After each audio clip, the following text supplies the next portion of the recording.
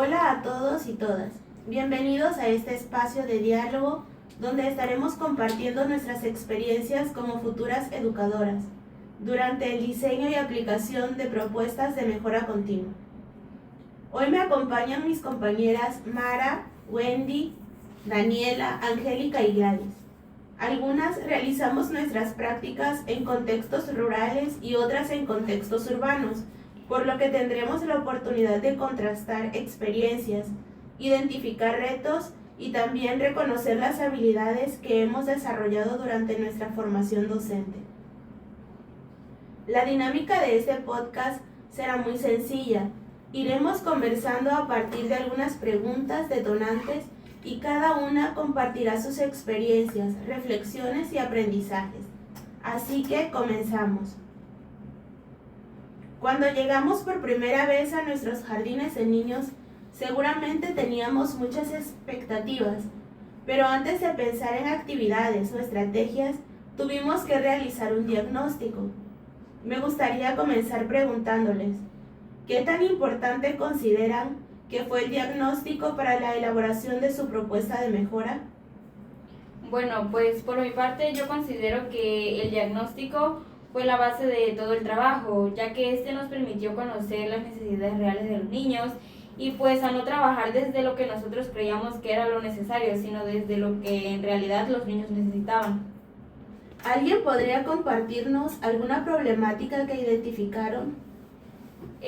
Yo cuando apliqué el diagnóstico observé que algunas de las dificultades que más resaltaban en el aula y en el jardín de niños también pues estuvieron relacionadas con la convivencia entre ellos y también con la participación durante ciertas actividades grupales. ¿Alguien encontró algo similar en su jardín? Sí, de igual manera pude observar que algunos de los niños tenían mucha dificultad para expresar sus emociones o para trabajar colaborativamente con sus demás compañeros. Eso es muy interesante, porque muchas veces pensamos que los retos únicamente están relacionados con contenidos académicos. ¿Qué otros aspectos detectaron? Identificamos que la asistencia irregular de algunos alumnos afectaba la continuidad de los aprendizajes y representaba un desafío para el grupo, debido a que, como se muestra en las prácticas, hay niños que regularmente asisten al jardín y podemos obtener ese objetivo y cumplir con ese PDA que nosotras queremos lograr. Sin embargo, hay niños que van un día sí y un día no, y por lo tanto, cuando queremos realizar el cierre del proyecto, muchas veces como docentes practicantes elegimos entre cuáles son los niños que sí lograron ese objetivo y cuáles no, para que podamos ir sobre la marcha y trabajar en conjunto con los niños que no han logrado el PDA. Y creo que es algo complejo porque como docentes en preparación debemos realizar flexibilidades y también incluir estrategias para que los niños puedan llegar a desarrollar ese proceso, ese PDA. Ahora me gustaría escuchar la experiencia del contexto urbano. ¿Qué problemáticas encontraron ustedes? En mi caso, en mi aula del contexto urbano, observé que la participación de los padres de familia era muy limitada. Esto se debe mayormente a cuestiones laborales, ya que al intentar incluirlos en las actividades propuestas de la planeación y la proyecto de mejora continua, ellos no asistían o buscaban otras alternativas como no llevar a sus hijos con tal de no participar en la actividad. También se identifiqué áreas de oportunidad relacionadas con la atención y la convivencia escolar. ¿Consideran que el diagnóstico realmente influye en la calidad de las propuestas de mejora? Bueno, por mi parte yo creo que sí, porque realmente nos ayuda a tomar decisiones realmente fundamentadas para ello, porque podemos diseñar ahora sí que estrategias que sean pertinentes, que nos permitan ayudar a responder a aquellas necesidades que nuestros niños presentan dentro de nuestro contexto. Entonces podríamos decir que una de las primeras habilidades que desarrolla una educadora es la capacidad de observar y analizar su realidad educativa. Sí. Ahora hablemos del Consejo Técnico Escolar. A veces escuchamos hablar mucho del CTE, pero desde su experiencia, ¿cómo impactó este espacio en la construcción de sus propuestas de mejora?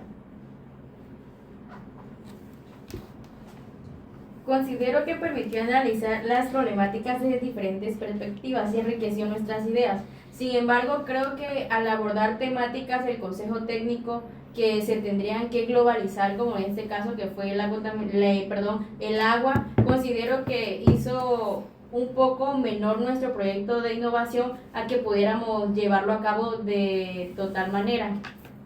¿Creen que el trabajo colaborativo es importante para resolver problemas escolares?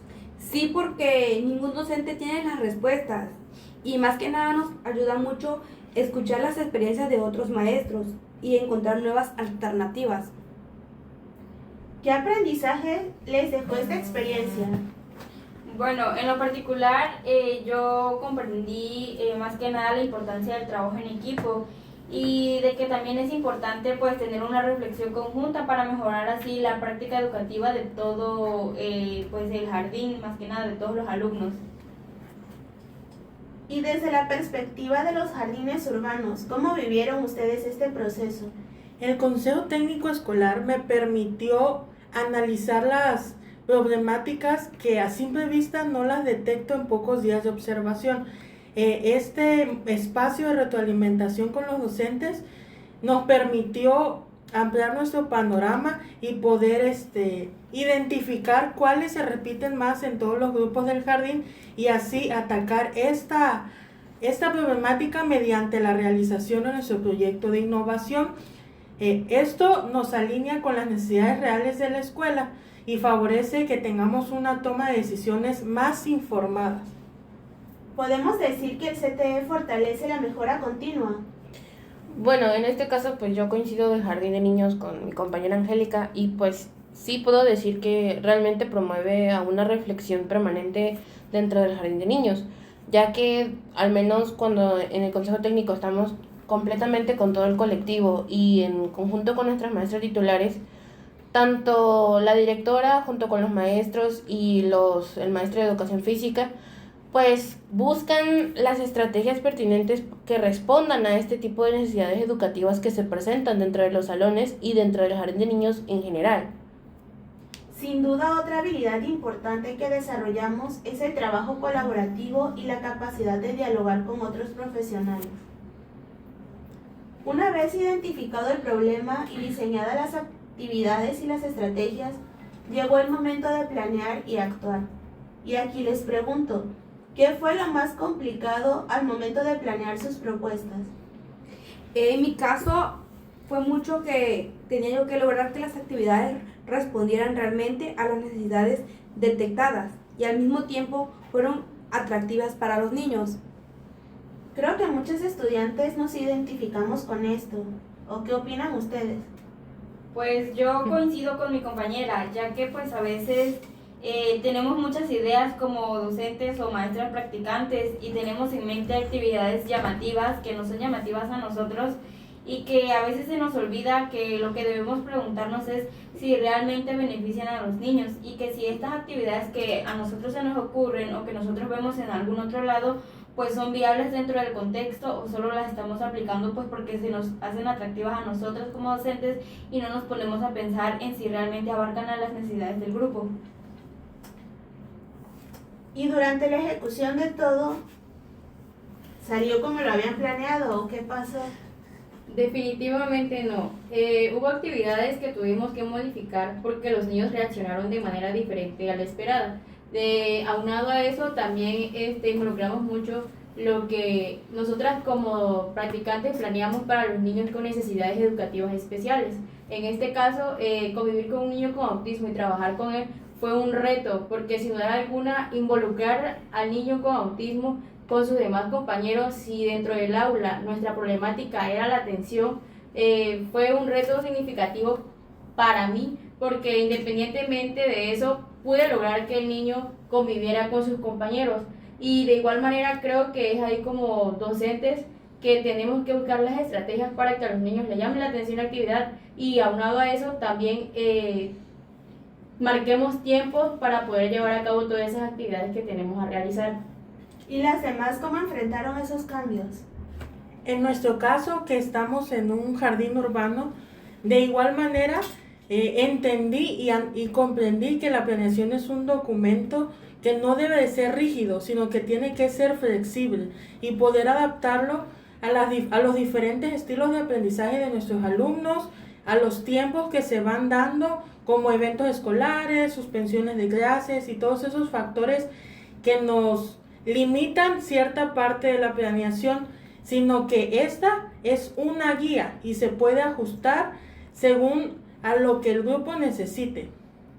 Creo que aquí aparece una habilidad fundamental de la educadora, la capacidad de adaptación. Llegamos a un tema muy interesante porque nos permite comparar experiencias. Desde sus perspectivas, ¿qué diferencias encontraron entre desarrollar una propuesta de mejora en un contexto rural y uno urbano? Pues aquí creo que las diferencias son muy notables, o al menos eso es lo que yo considero, porque yo que tuve la oportunidad de estar en un contexto rural, se percibió mucho que existe una relación muy cercana entre lo que es la escuela y la comunidad, sobre todo en la participación activa de las madres de familia. ¿Qué retos identificaron? Algunos de los retos fueron la limitación de los recursos o los materiales. De hecho, nos obligó mucho a que como maestras seamos un poco más creativas. ¿Y en el contexto urbano qué sucede? Pues a diferencia del contexto rural, contamos con más recursos y más materiales a la mano, pero lo que se nos complicó en este aspecto fue la participación familiar, ya que no está tan vinculada la escuela con la comunidad, y eso complica un poco el trabajo con los niños principalmente, porque creo que la escuela debe estar vinculada con niños, comunidad y padres de familia, y pues como nos lo propone la nueva escuela mexicana. Sin embargo, no se pudo haber llevado al 100% por este factor de que muchas veces los padres de familia trabajan y no pueden asistir con sus hijos, y pues esta es la principal razón en la cual las diferencias que encontramos con un contexto urbano y rural. Sí, claro, realmente incluso dentro de nuestros salones, ambas estamos en el mismo jardín de niños, pero se percibe esa diferencia de participación por parte de los padres de familia. Sin embargo, también no es alejado de la realidad que incluso dentro de los salones hay conflictos y hay situaciones que no permiten a los padres de familia, ya sea por horarios laborales o simplemente por falta de compromiso, pero aún así creo que debemos considerar ese aspecto, el de buscar las estrategias para poder mantener la comunicación con las familias y tratar de fomentar más la participación dentro de las actividades que existen dentro del jardín. Entonces podemos concluir que cada contexto tiene sus fortalezas, pero también tiene sus desafíos. Sí. Ahora quiero plantear una pregunta que suele generar distintas opiniones. ¿La evaluación sirve únicamente para medir resultados o también para mejorar nuestra práctica docente? Considero que sirve para ambas cosas.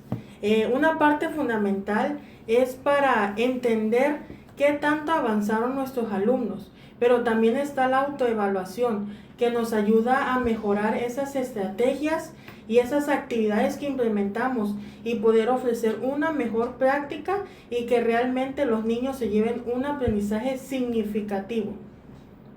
¿Y durante sus prácticas qué instrumentos utilizaron? Yo pude utilizar lo que fue la lista de cotejo, las observaciones, evidencias de aprendizaje y especialmente el diario de campo. Y en su experiencia, ¿qué les aportó el diario de campo? El diario de campo nos permitió registrar situaciones importantes y reflexionar sobre ellas posteriormente.